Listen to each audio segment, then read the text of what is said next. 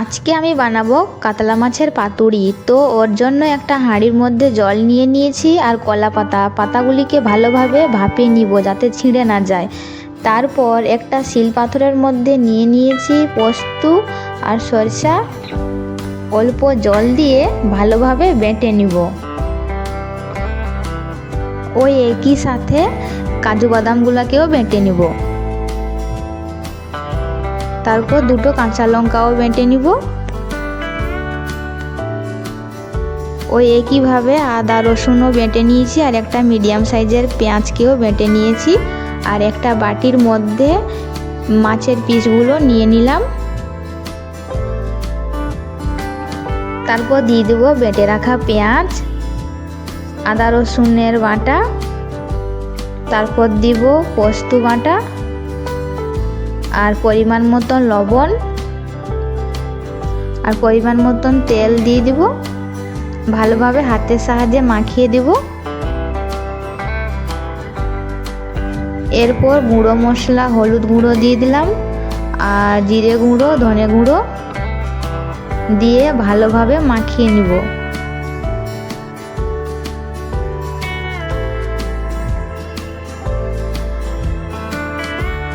মাখানো কমপ্লিট। এখন ঢাকা দিয়ে 30 মিনিট রেখে দিব। তারপর 30 মিনিটের পর ফিরে এলাম।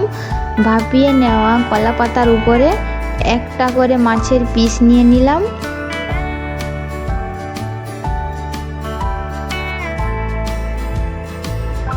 তারপর কেটে রাখা কাঁচা লঙ্কাটি দিয়ে দিব। দিয়ে ভালোভাবে কলা পাতাটা মুড়ে সুতোর সাহায্যে বেঁধে নিব।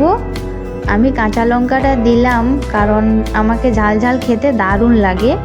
আপনারা চাইলে দিতে পারেন, নাও দিতে পারেন।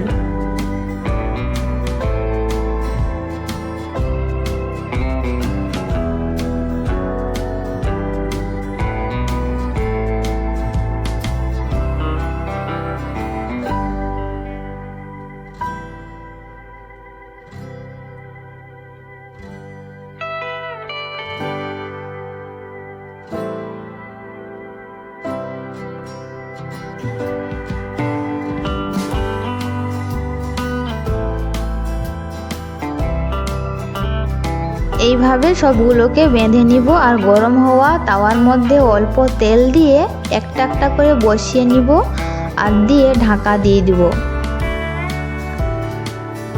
কিছুক্ষণ পরে ঢাকনা খুলে এইভাবে উল্টে পাল্টে ভেজে নিব। দিয়ে আরেকবার ঢাকা দিয়ে দিব। আমার কাতলা মাছের পাতুরি কমপ্লিট হয়ে গেছে। চলুন তাহলে দেখে নেওয়া যাক পাতুরিটা কেমন সেদ্ধ হয়েছে।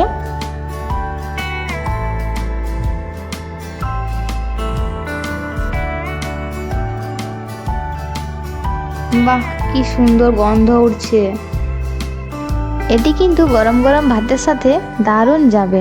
আর আমার এই ভিডিওটি যদি ভালো লেগে থাকে অবশ্যই বেশি বেশি লাইক আর শেয়ার করে দিও।